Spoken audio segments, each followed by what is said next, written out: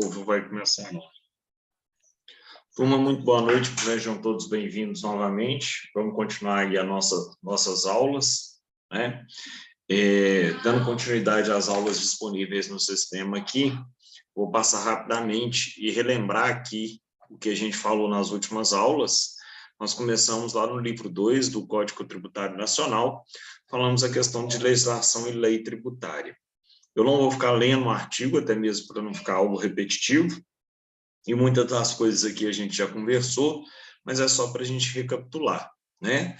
Lembrando que quando a gente fala em legislação tributária, legislação é gênero, e a lei, os decretos, as demais questões são espécies, ou seja, a legislação tributária é aquele conjunto onde engloba todos os tipos de normas dentro do direito e do contexto de direito tributário. Outra situação interessante, que depois lá no artigo 97 do CTN, a gente fala da questão do princípio da legalidade tributária, e é muito importante todos vocês observarem o seguinte: tem duas pegas muito interessantes no artigo 97, que é bem utilizado, tanto no nosso contexto no dia a dia, quanto nas questões práticas e prova de OAB também. A primeira situação que eu chamo a atenção de vocês é o seguinte: quando você tem qualquer modificação na legislação do tributo, seja na base de cálculo ou na alíquota que majore o tributo, isso configura um aumento de tributo, tá? E para você ter o aumento de tributo, necessariamente você tem que ter lei que o disponha a respeito daquela situação. E outra situação, quando você atualiza a base de cálculo do tributo, você não tem um aumento do tributo por força de lei, e apenas uma atualização. Então, um exemplo muito clássico. Vamos supor que eu tenho um carro de 100 mil reais e este ano eu paguei neste carro de 100 mil reais 4% de IPVA. 4% de 100 mil, 4 mil reais. Tá? Só que o que aconteceu durante esse ano todo nosso? Os carros usados ficaram mais caros. Então, dia 1º de janeiro de 2022, vai ter o novo IPVA, e provavelmente o meu carro, que na tabela FIP, no dia 1º de janeiro desse ano era 100 mil, vai estar uns 120 ano que vem, como exemplo. E ao invés de eu pagar 4% sobre 100 mil, vou ter que pagar 4% sobre 120 mil. Ah, professor, então aumentou o tributo? Não, o tributo continua igual. Só que a tabela de referência dele foi valorizada. Então, um outro exemplo que a gente tem é quando a gente fala, exemplo do IPTU, que eu falei com vocês já. Eu tenho uma casa que, quando eu comprei esta casa, era um barracão de 30 metros quadrados. Com os anos foi passando, eu construí uma mansão e nunca informei a prefeitura. A prefeitura foi lá, fez um georreferenciamento e descobriu que aquela casa não é mais um barracão, e sim uma casa bem maior. Então, ela vai me cobrar sobre o real valor daquela casa. Então, isso não é aumento de tributo, e sim atualização cadastral do fato gerador ali, tá? Outra situação também, que nós temos a súmula 160 do STJ, que eu já falei com vocês também, que a súmula 160 fala que é defeso ao município, por meio de decreto, aumentar o IPTU acima do índice da correção monetária. O que isso quer dizer? É proibido aumentar acima do índice da correção monetária por decreto. Se é só acima do índice, a prefeitura pode atualizar o índice cadastral e o IPTU de todos os imóveis anualmente por meio de decreto, desde que este aumento observe o quê? Um índice de correção monetária. Entenderam a diferença? Então, é uma pegadinha. Qual que é a pegadinha? O prefeito do município X pode aumentar o IPTU? Depende. Se ele aumentar e atualizar o IPTU com base na inflação, ele pode, por meio de decreto. Se ele atualizar o IPTU em valor superior à correção monetária daquele ano, ele está indo contra a legislação. A súmula é a súmula 160. Então, ela fala, é proibido o prefeito, mediante decreto, atualizar o IPTU, boa noite, Fabrício, acima do índice de inflação. Então, só acima do índice de inflação que ele não pode atualizar o IPTU por meio de decreto. Logo, se ele respeitar o limite da inflação, ele pode fazer mediante decreto? Pode. Entendeu a diferença? Tranquilo, Lu? Entendi, mas assim, na prática, isso é uma forma de vedar aumentos abusivos. Basicamente é isso? Isso, ou utilizar da legislação para criar uma nova tributação mais elevada, sem autorização e sem o devido processo legal, para fazer um processo legal de nova lei ou de alteração na lei aí do IPTU. Ok? Ok. Isso consta no material, deixei à disposição isso para vocês lá também. Depois nós temos tratados e convenções internacionais, que é bem interessante também, turma. É muito bacana a gente ter essa ideia, vocês vão aprender no direito internacional, acho que semestre que vem ou no outro ainda, a questão do tratado e convenções internacionais para fins de direito tributário e ainda para outras situações. Quando a gente fala de tratados internacionais em questões de direitos humanos, eles entram com força de emenda à Constituição, eles se equiparam ao nosso sistema constitucional. No direito tributário, eles se sobrepõem sobre a nossa legislação. Mas existem duas correntes que são bem utilizadas, que são as correntes que entendem que todo tratado, quando eu falo tratado, é qualquer tipo de negociação internacional, tem que se sobrepor, e outra que a gente tem que analisar primeiro o nosso direito interno. No próprio direito internacional, que vocês vão aprender, nós temos vários tipos de sanções e penalidades em descumprimentos de tratado internacional. Mas é bem interessante porque não adianta de nada a gente ser signatário de um tratado e esse tratado inviabilizar a economia interna do país também. Isso é muito interessante. No direito tributário, nós temos alguns institutos próprios de tratados internacionais, tipo, existe o drawback, que é um aluguel temporário de determinadas máquinas que tem um tratamento tributário diferenciado. Quando você vai fazer grandes construções e a máquina não existe no Brasil, você aluga essa máquina de fora para ela utilizar em algumas construções aqui dentro. Você tem aluguéis temporários de máquinas que têm tratamento tributário diferenciado. Nós tivemos a Fórmula 1 a semana retrasada. Quando você tem uma Fórmula 1, você tem todo aquele maquinário chegando das equipes a nível Brasil. Quando esse maquinário ele chega ou por meio de container em porto molhado ou porto seco, ou seja, ou por via aérea ou por via marítima. E qualquer material que chega de forma legalizada no Brasil passa por um desembaraço aduaneiro, ou seja, ele se nacionaliza dentro do nosso mercado. Esse desembaraço aduaneiro, você confere mercadoria, confere se ela foi tributada, etc. e tal. E pela lógica, qualquer mercadoria que chegasse ao nosso mercado brasileiro deveria ser devidamente tributada.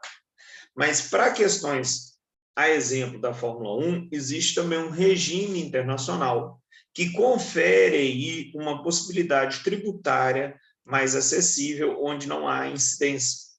É muito interessante, quando nós tivemos a Copa do Mundo e as Olimpíadas aqui no Brasil, a gente via demais, né, na internet. O Brasil deixa de recolher não sei quantos bilhões ou milhões de reais com a Copa, ou com a Olimpíada, etc. e tal. Uma das questões, uma das condicionantes, turma, até mesmo para você conseguir viabilizar um evento dessa magnitude, é você criar benefícios tributários a cunho internacional também. Então, assim, é uma mão, dá uma mão e puxa com outra, né? Aí eu te concedo aqui uma questão internacional, em questões tributárias, mas o país tem que ser signatário e firmar um acordo internacional em questão de tributações. E assim sucessivamente. Eu só estou dando exemplos aqui de questões internacionais que são extremamente relevantes e importantes dentro da nossa situação. Depois disso, eu trago no material para vocês também as questões de interpretação da legislação tributária.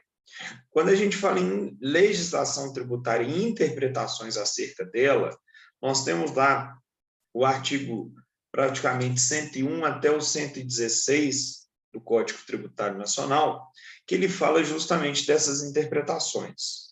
Quando a gente trabalha as interpretações tributárias, nós temos que pensar o seguinte: a legislação tributária ela tem que ser restritiva e extremamente limitada dentro do que o contexto legal diz, né?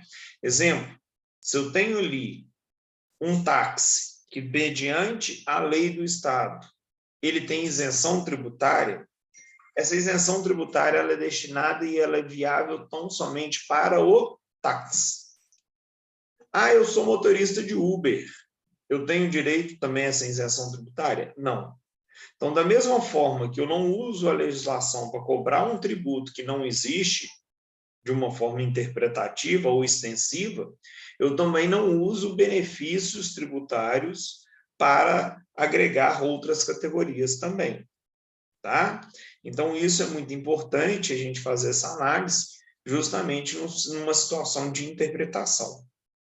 E depois eu chamo a atenção, lá no artigo 116 do Código Tributário Nacional, nós temos uma questão bem interessante, que essa questão ela é muito importante, principalmente para as pessoas que atuam aí no direito tributário, onde o parágrafo único do artigo 116, ele vem e fala que o fiscal da lei, ou seja, o fiscal tributário, ele pode desconstituir uma operação tributária realizada, se essa operação ela foi utilizada para fins de dissimular ou forjar negócios jurídicos que não eram os negócios apropriados.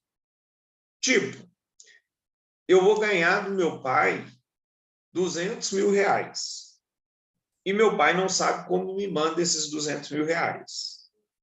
Nós vamos aprender esse mês que vem que se ele quiser me doar esse dinheiro, ele tem que pagar um ITCD, que é o Imposto de Transmissão Causa-Mortes, ou doação não onerosa.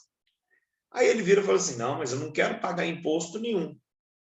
E ele, então, transfere R$200 mil para minha conta e fala lá que ele me emprestou R$200 mil. Ele coloca no imposto de renda dele, eu coloco no meu. O que vai acontecer?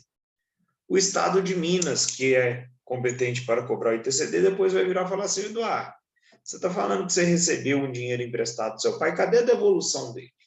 Me comprova que você devolveu esse dinheiro, que realmente foi um empréstimo que seu pai te deu. E aí caberá eu provar. Porque se eu não tiver condições de provar que eu devolvi esse dinheiro, o que vai acontecer? O fisco de Minas vai virar e falar assim, olha, você falou lá 3 anos atrás que você recebeu um empréstimo, mas aquilo ali não foi empréstimo, seu pai te doou esse dinheiro. Então, pague com correção e pague aí com juros e todas as indenizações possíveis sobre essa operação que você fez. Tá?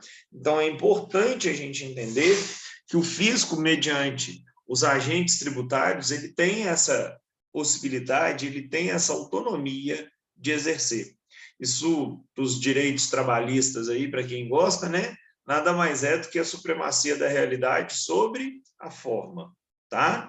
Então, no direito tributário, nós temos justamente isso, tá? Onde a autoridade administrativa pode desconsiderar atos ou negócios jurídicos praticados com a finalidade de dissimular a ocorrência do fato gerador do tributo ou a natureza dos elementos constitutivos da obrigação tributária, observados os procedimentos estabelecidos em lei. Então, é importante a gente sempre lembrar dessa questão na nossa prática, tá? Depois disso, eu disponho aqui para vocês também no material uma situação bem interessante, que é a questão do parecer jurídico. Parecer jurídico, sei que vocês já tiveram aulas em outras matérias a respeito de como fazer um parecer jurídico, e eu chamo a atenção aqui para 2 coisas muito básicas dentro de um parecer jurídico. Pensar na estrutura, que eu disponibilizei para vocês no material, e pensar em 2 coisas legais também, que eu vejo muito erro dentro de parecer jurídico. Tá? O primeiro erro, as pessoas deixam para fazer a ementa no final da peça. É claro que tem que ser no final, porque você não sabe qual que é a conclusão, então você tem que buscar e colocar a ementa lá no início do parecer, depois que você termina ele.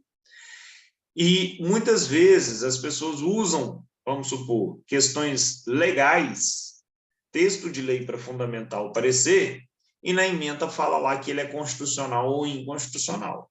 Não, gente, pelo amor de Deus. Está fazendo um parecer jurídico, se você for justificar com base na lei, você vai falar em legalidade ou ilegalidade. Se você usar texto constitucional para fundamentar seu parecer, você vai falar que aquilo ali é constitucional ou inconstitucional. Por que eu chamo a atenção disso? Porque tem gente que fala, é constitucional e legal. Uai, mas onde é que está isso fundamentado no parecer? Então, você só coloque isso no seu parecer jurídico se realmente você tiver essa disponibilidade ali à disposição. Caso contrário, você não coloque isso. Esse é o primeiro erro e essa é a primeira questão que acontece demais. Só um minutinho, gente.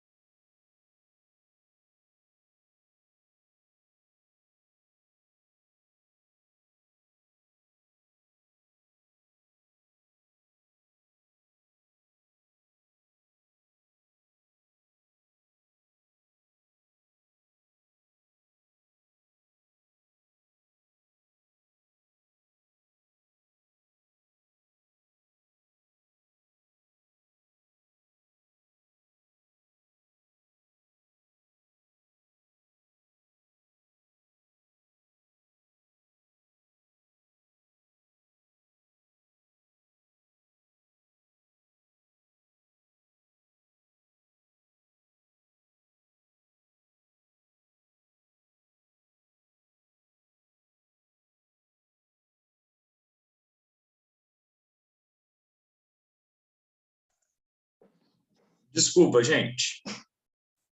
Voltando.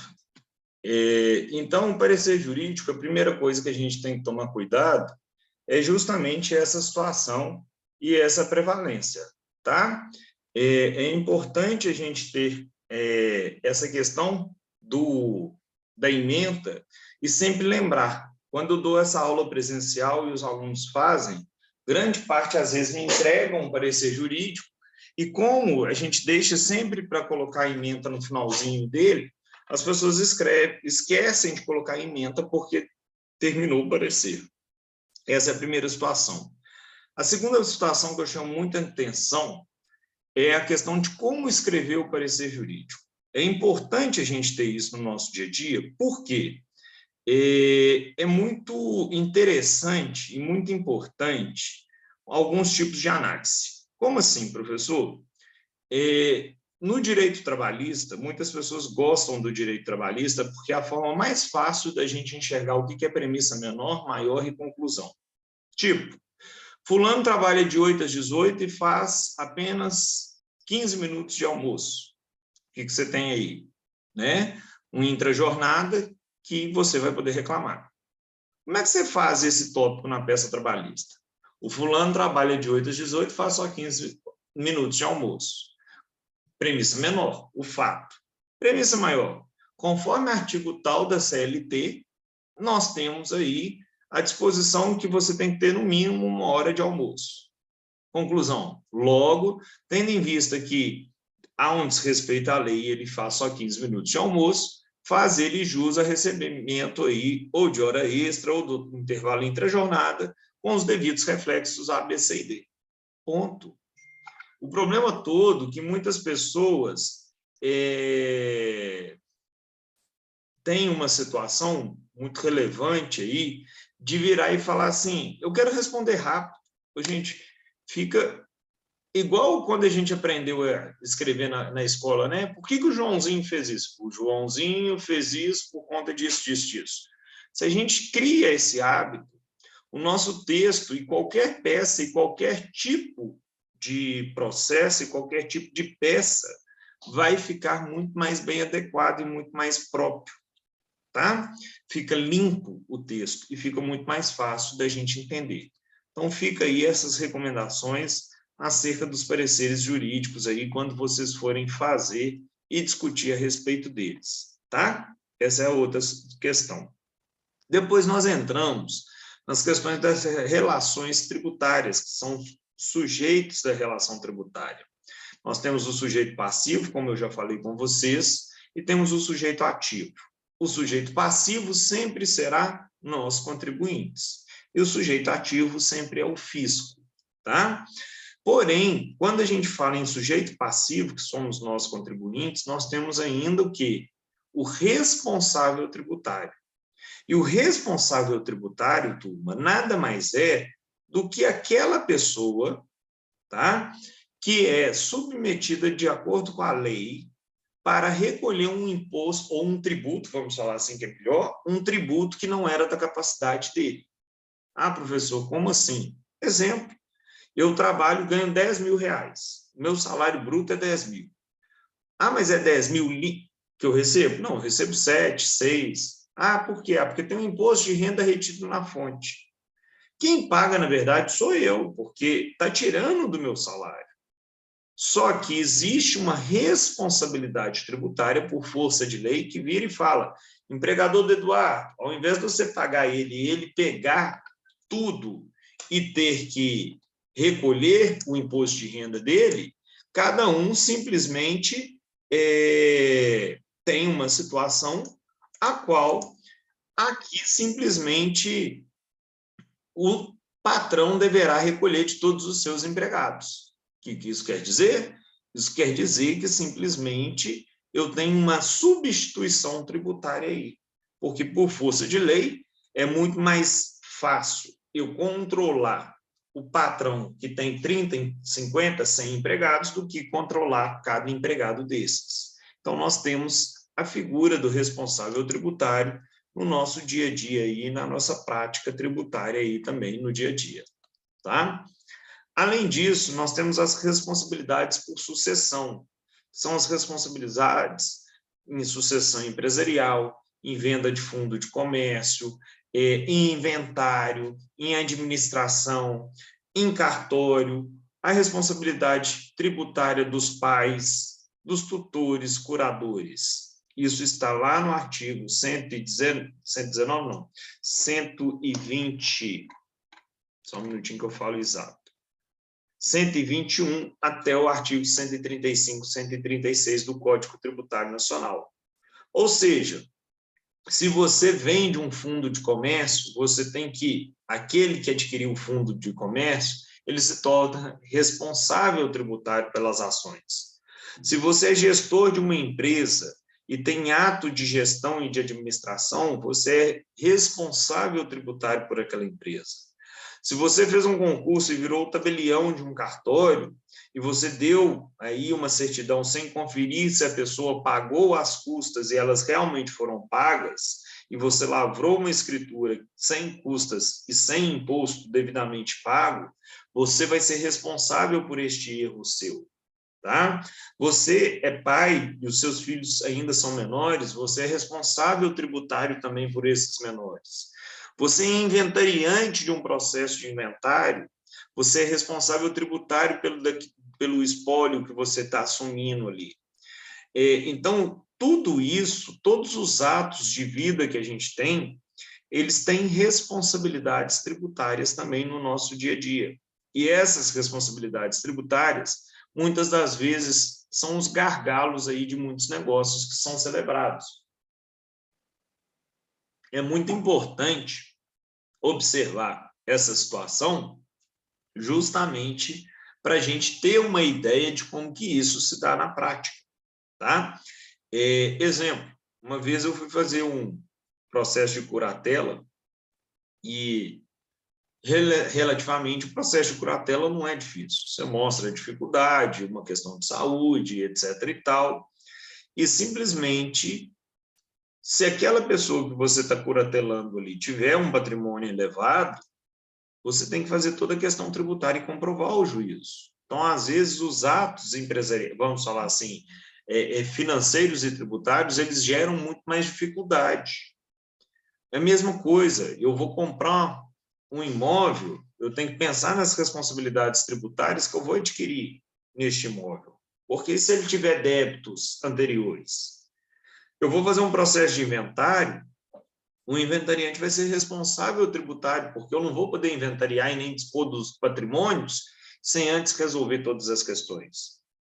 Então, todas essas questões, elas são importantes, porque tudo que a gente faz no nosso dia a dia, nós temos essa prática tributária.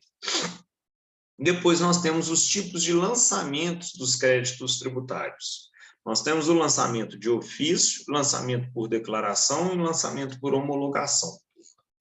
Quando eu falo em lançamento de ofício, eu penso literalmente num papel de ofício, e aí eu lembro daquela cartinha que chegava para me cobrar um tributo em casa. Tipo, todo início de ano chega lá o IPTU para você pagar na caixa de correio.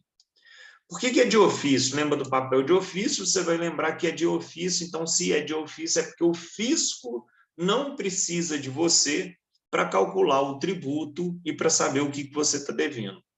Ou seja, o fisco já tem informações suficientes para te cobrar aquele tributo. Então, o lançamento de ofício é onde o próprio fisco já tem todas as informações e ele calcula e te cobra aquele tributo devido. O por declaração é aquele que você declara e recolhe o valor que você entende ser devido, sendo que se você declarar o valor correto ou superior, está tudo ok. Se você declarar um valor inferior, o fisco vai te notificar para você pagar o valor residual. O por declaração, hoje ele é utilizado somente no ITBI e no ITCD, que a gente vai ensinar no semestre que vem. E o último é o lançamento por homologação, que é o famoso aí que a gente consegue enxergar muito bem no imposto de renda, onde a gente calcula, mês a mês aí a gente tem a retenção na fonte para quem é empregado, né? E depois a gente faz um ajuste de contas, que ou o fisco vai te estornar, ou ele vai te cobrar uma diferença, e se em 5 anos nada ele fizer, ele homologou, ele aceitou aquela declaração que você fez e aqueles pagamentos que você fez, e ele simplesmente vai homologar. E a homologação ela pode se dar de duas formas, tácita ou expressa, né? Expressa se o fisco te der um documento falando que está tudo certinho, ou a tácita se passar em 5 anos e o fisco nada fizer, tá? Então, esses são os tipos aí de lançamentos que nós temos aí no nosso contexto e no dia a dia. Deixa eu olhar mais o que eu preciso falar com vocês hoje. Responsabilidades.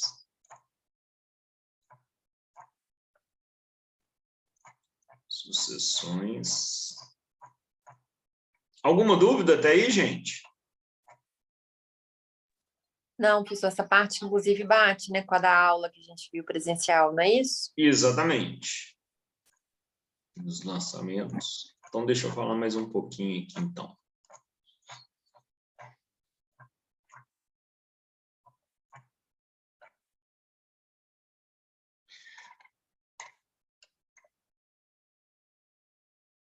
Tá.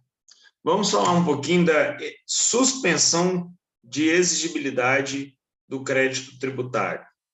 A suspensão do crédito tributário, ela pode se dar ou pelo artigo, vamos abrir aqui, só um minutinho que eu vou abrir que fica mais fácil.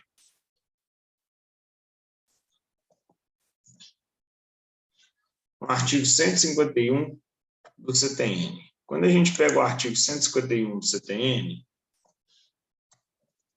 nós temos lá, suspendem a exigibilidade do crédito tributário. São as 6 formas de suspensão do crédito tributário. A primeira forma é a moratória. Moratória vem de mora. Mora vem a palavra de demora. É devo, não nego, pago quando puder. Então, moratória não é, gente, calote. Calote é devo e não vou te pagar. Moratória lembra demora, mora de demora. Então, é quando você deve algo, vai lá e tem uma moratória, ou seja, eles te dão um prazo para você começar a pagar um determinado tributo que você está devendo. Isso em leis de parcelamentos e refinanciamentos tributários, nos famosos refis, você tem a mistura da moratória com a mistura do parcelamento, onde o fisco te concede uma tramitação mais fácil, onde ele te dá um prazo onde você paga um valor mínimo e depois de um tempo você começa a pagar um parcelamento mais alto, tá? Quando você se estabelece e começa a pagar algo que devia, simplesmente suspende a exigibilidade desse crédito tributário. Você continua devendo, mas o crédito fica suspenso. Então, para fins de certidão, você vai ter a sua certidão positiva com efeito de negativa, ou seja, ela vai ter o mesmo efeito da negativa, como se nada constasse, mas que por conta de uma suspensão da exigibilidade, você não está positivado. Por isso que se chama certidão positiva, ou seja, tem um débito, mas esse débito está suspenso por alguma das condições do 151 CTN, e aí ele fica suspenso, então ela fica com efeito de negativa, tá? A segunda questão é o depósito do montante integral, ou seja, se eu vou discutir um débito tributário e vou ajuizar uma demanda judicial, eu posso muito bem propor uma demanda judicial e pedir ao juízo que eu deposite o valor que eu estou discutindo naquela demanda. Isso é excelente? Sim. Por quê? Porque se eu ganhar o processo judicial tributário, no final da ação é só eu pedir a expedição do alvará que eu vou levantar o dinheiro devidamente corrigido e atualizado. Eu não vou ficar pagando para o fisco, porque depois se eu ganho no final do processo, o fisco vai me devolver aquilo ali e eu vou entrar no precatório da vida para conseguir receber isso. Então, eu posso depositar judicialmente as quantias que estão sendo discutidas. E qual que é a vantagem de eu depositar também judicialmente? O depósito judicial em dinheiro é a única forma de você suspender multas, juros e correção monetária. Ou seja, depois de 10 anos de ação judicial, se você perder essa ação, se você depositou as quantias devidas sempre em juízo, tá? E dentro do prazo de validade, de vencimento, se você perder, você não tem que pagar mais nada. O juiz vai converter aquele valor devido em depósito em renda, tá? É a conversão do depósito em renda para fazenda municipal, estadual ou federal, tá ok? Então, você não tem que pagar mais multa, juros, nada, porque você não vai estar inadimplente com isso. Então, isso é uma grande julgada aí e é um grande êxito que a gente tem quando o cliente tem condição financeira de fazer esse depósito judicial. Outra coisa também que suspende o crédito tributário são reclamações e recursos em âmbitos administrativos. Então, a Prefeitura de BH está me cobrando uma coisa, eu vou lá no BH Resolve e faço um requerimento administrativo impugnando aquela cobrança. Então, aquilo ali suspende até eu ter uma resposta administrativa. Eu deixei para vocês aí o vídeo que a gente tem lá do Conselho de Contribuintes, dos julgamentos do Conselho de Contribuinte. Quando eu estou discutindo administrativamente uma questão tributária, suspende-se aquele débito que eu estou discutindo até a questão administrativa estar resolvida. Ou seja, o fisco municipal, estadual e federal falar que eu tenho ou não tenho razão, tá? Mas o processo administrativo também tem prazo, tá, gente? Outra situação de suspensão do crédito tributário é medida liminar, em mandato de segurança ou qualquer outra ação que você consiga antecipação dos efeitos da tutela, tá? Ou uma liminar. Então, você, quando consegue uma decisão mostrando ali, lá, perículo em mora, fumaça do bom direito, tá? A viabilidade do pedido e o juiz concede uma dessas decisões antecipatórias, pode suspender também o dever de depositar ou pagar. Mas é claro que se o cliente tiver condições financeiras, o melhor caminho é sempre depositar em juízo, tá? E por último, o parcelamento. Parcelamento é, você reconhece que deve e foi lá e parcelou. E aí, se você parcelou, você suspende a cobrança daquela dívida ali também, tá ok? O que é legal quando a gente fala isso? Parágrafo único fala, o disposto neste artigo não dispensa as obrigações acessórias dependentes da obrigação principal. Isso é muito legal, isso é muito importante, porque no direito como um todo, A gente sempre aprende que a obrigação acessória sempre vai acompanhar a obrigação principal. Correto? A regra geral é essa no direito. No direito tributário, não. No direito tributário, nem sempre a obrigação acessória acompanha a obrigação principal. Porque qual que é a obrigação principal no direito tributário, gente? É pagar. Sempre a obrigação principal no direito tributário é pagar. Só que muitas vezes no direito tributário eu vou ter obrigação acessória, mas não vou ter principal. Ah, Eduardo, como assim? Exemplo. O Eduardo tem que declarar imposto de renda, mas ele não tem que pagar. Olha, a declaração do imposto de renda é obrigação acessória. E qual que era a principal? Pagar. Mas eu tenho que pagar? Não, mas você tem que declarar? Sim. Então, isso é muito legal e muito importante. No direito tributário, a obrigação acessória pode existir sem obrigação principal. Tá?